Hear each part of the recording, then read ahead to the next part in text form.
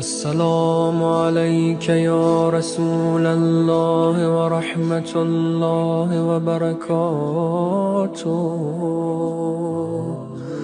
السلام عليك يا محمد بن عبد الله. السلام عليك يا خيرة الله. السلام عليك يا حبيب الله. السلام عليك يا صفوة الله. السلام عليك يا أمين الله. أشهد أنك رسول الله، وأشهد أنك محمد بن عبد الله، وأشهد أنك قد نصحت لأمتك وجاهدت في سبيل ربك وعبدته حتى أتاك اليقين، فجزاك الله يا رسول الله أفضل ما جزى نبيا عن أمته. اللهم صل على محمد وآل محمد أفضل ما صليت على إبراهيم وآل إبراهيم إنك حميد مجيد.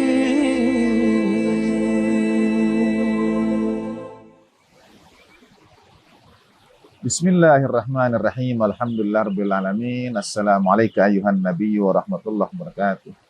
Assalamu alayna wa ala ibadillahi sholihin. Assalamualaikum warahmatullahi wabarakatuh.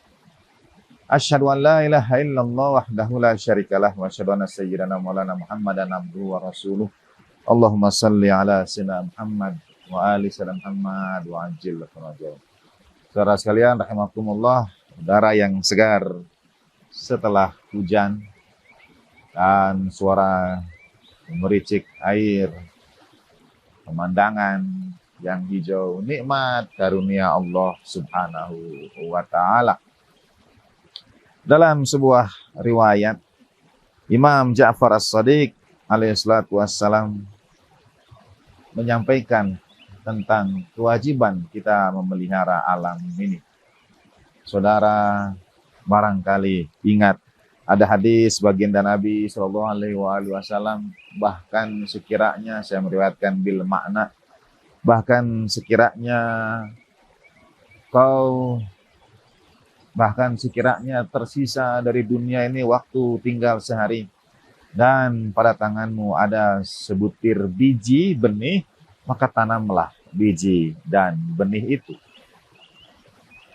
Bagaimana sampai detik yang terakhir, hatta bahkan dunia tinggal tersisa 1 hari, kita wajib melestarikan lingkungan, menjaga keberlangsungan kehidupan. Imam Ali alaihissalam pernah berjalan menggendong satu karung yang ketika seorang sahabat melihat, "Imam, apa yang kau bawa?" Imam menyampaikan, "Kebun kurma." Sahabat ini tentu terheran-heran bagaimana mungkin kebun kurma berada dalam satu kantung karung itu. Dan ketika dibuka, di dalamnya ada benih-benih, di dalamnya ada biji-biji yang masih menurut sahabat yang sama, ia menyaksikan bagaimana dari biji yang Sayyidina Ali tanam itu berbuah, tumbuh, dan menjadi kebun kurma. Kewajiban kita untuk menjaga lingkungan. Imam Ja'far As-Shadiq alaihissalam meriwayatkan, ini yang ingin saya sampaikan, kita tahu bahwa kita semua itu akan dimintai pertanggungan jawab.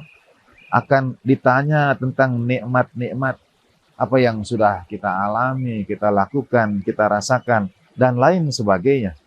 Dalam riwayat ini dari Imam Ja'far As-Shadiq alaihissalam, sesungguhnya kita itu akan ditanya dari bongkah bumi tempat kita berada, wa anil bahaim, dan dari binatang-binatang, baik itu ternak maupun hubungan kita dengan makhluk ciptaan Allah Subhanahu wa taala yang lainnya. Ittaqullaha fi ibadihi wa biladihi. Riwayat Imam Ali alaihissalam, mohon dimaafkan, dalam Nahjul Balaghah khutbah 166. Imam Ali alaihissalam menyampaikan, ittaqullaha fi ibadihi wa biladihi. Bertakwalah kepada Allah Subhanahu wa taala, takutlah kepada Allah Subhanahu wa taala dalam perkara hamba-hambanya dan tanahnya, negerinya, bilad, buminya. Fa innakum mas'ulun, karena kalian semua itu akan ditanya.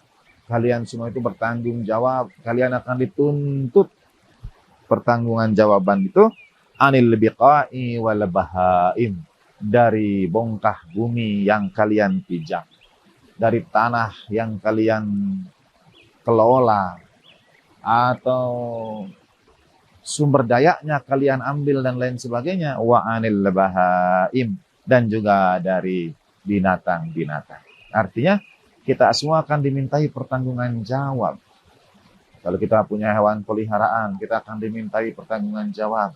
Bongkah bumi yang kita pijak, yang kita huni, yang kita kelola, semuanya akan dimintai pertanggungan jawab.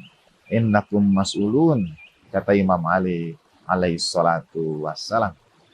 Jadi termasuk akan dimintai pertanggungan jawab itu adalah nikmat karunia Allah Subhanahu wa taala, dari keindahan yang Allah taala hadirkan. Bagaimana kita mengelolanya, bagaimana kita mensyukurinya.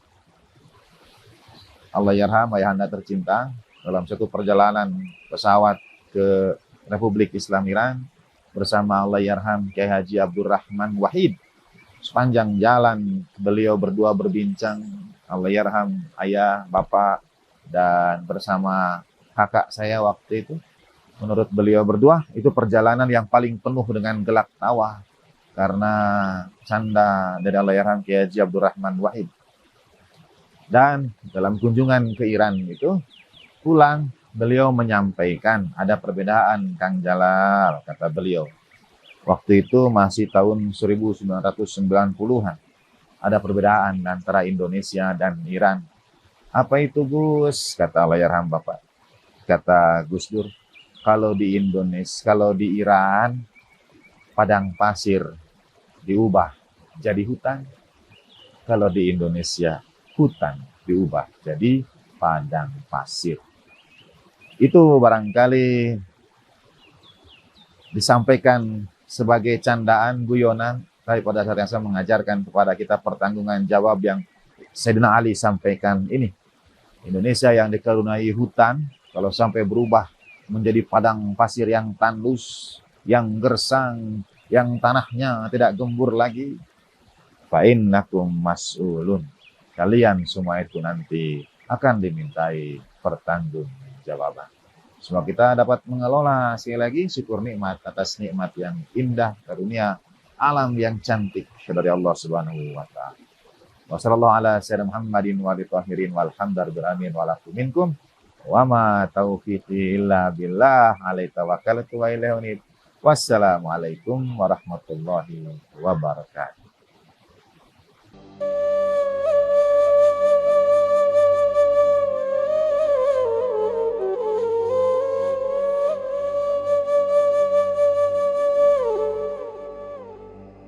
Kadang-kadang ya kalau ada orang menzalimi diri kita sendiri, sering kita berpikir mungkin ini karena kesalahan kita sendiri, maka terjadilah apa yang terjadi itu.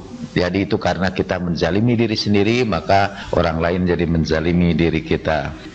Di dalam Al-Quran sih kata menzalimi diri sendiri artinya berbuat dosa. Setiap kali kita berbuat dosa, kita sebetulnya menzalimi diri kita sendiri. Seperti dalam doa Nabi Adam ya, Rabbana zolamna anfusana, ya Tuhan kami menzalimi diri kami sendiri. Tetapi kalau kita dizalimi oleh orang lain dan kita kemudian menyalahkan diri kita sendiri, ada dua dampak yang bisa terjadi, dampak positif dan dampak negatif.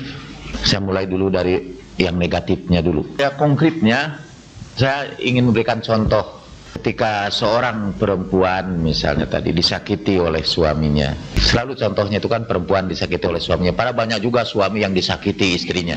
Tapi karena perempuan lebih ekspresif ketimbang laki-laki dan lebih sering konsultasi ketimbang laki-laki, maka contohnya seperti itu. Seorang perempuan disakiti oleh suaminya karena biasa dia berpikir, mungkin saya salah, ini emang saya tidak sanggup memelihara diri saya tidak bisa mengikuti perkembangan karir suami saya, kan begitu. Kemudian dia salahkan dirinya terus menerus. Menurut saya itu keliru, itu penderitaannya akan bertambah. Itu udah dizalimi oleh suaminya, dia zalimi dirinya sendiri juga. Dalam hal yang seperti itu bukanlah penyelesaian yang baik, dan itu juga bukan tanda kesabaran. Karena nanti dia akan mengalami kekecewaan. Setelah dia perbaiki dirinya juga, dia udah mulai ikut senam, dia sudah mulai menjaga, suaminya tetap aja begitu ya. Karena memang bukan itu faktornya, lalu dia kecewa. Don't blame yourself, dengan salahkan dirimu, tapi hadapilah kenyataan itu. Nah, bagaimana menghadapi kenyataannya? Itu tadi memerlukan kiat-kiat kesabaran. Ada juga sikap menyalahkan diri itu yang positif. Artinya boleh jadi memang kemudian musibah itu terjadi karena diri kita sendiri. Nanti sebetulnya dalam pembicaraan tentang macam-macam sabar, ada sabar karena sesuatu yang kita pilih.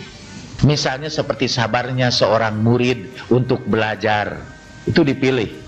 Sabarnya seseorang mahasiswa yang melanjutkan studinya sampai berpisah dengan anak istrinya, itu sabarnya itu karena pilihan dia memang. Ada juga yang sabar itu karena dia tidak punya pilihan. Misalnya dia menderita penyakit yang bukan karena kesalahan dia sendiri, atau dia mendapat kecelakaan yang bukan karena kesalahan dia sendiri. Dia dapat musibah yang bukan karena kesalahan dia sendiri, tapi tiba kepadanya tanpa bisa memilihnya. Tiba-tiba misalnya istrinya meninggal dunia, dia berpisah dengan istrinya tanpa mampu memilihnya. Itu ada jenis-jenis kesabaran yang agak berbeda dalam kedua hal itu. Apakah ada batas kesabaran itu? Jawaban saya tidak ada. Tidak ada batas kesabaran itu. Karena sabar itu adalah ibadah. Dan itu ada perintah Allah Subhanahu wa ta'ala. Sama seperti sholat itu, apa ada batas kita melakukan sholat itu? Kalau udah tua, udah nggak usah salat lagi. Nah, sabar itu pun tidak ada batasnya. Kita harus tetap bersabar, tetap memberikan dorongan. Kata Al-Quran, fa'idha farogata fangsob wa ila rabbika fargob. Tapi sebelum itu, inna ma'al usri yusra, fa inna ma'al usri yusra wa inna ma'al usri yusra fa idza faraghta fansab wa ila rabbika farghab. Sesungguhnya bersama kesulitan yang kamu hadapi itu, di situ ada kemudahan bagi kamu. Sesungguhnya bersama kesulitan itu ada kemudahan. Apabila kamu sudah selesai melakukan satu hal, lakukan lagi hal yang baru itu. Kemudian serahkanlah itu semua kepada Allah Subhanahu wa taala. Jadi sabar kita harus kita lanjutkan, dorongan harus tetap kita berikan, dan marilah kita serahkan itu semua kepada Allah Subhanahu wa taala.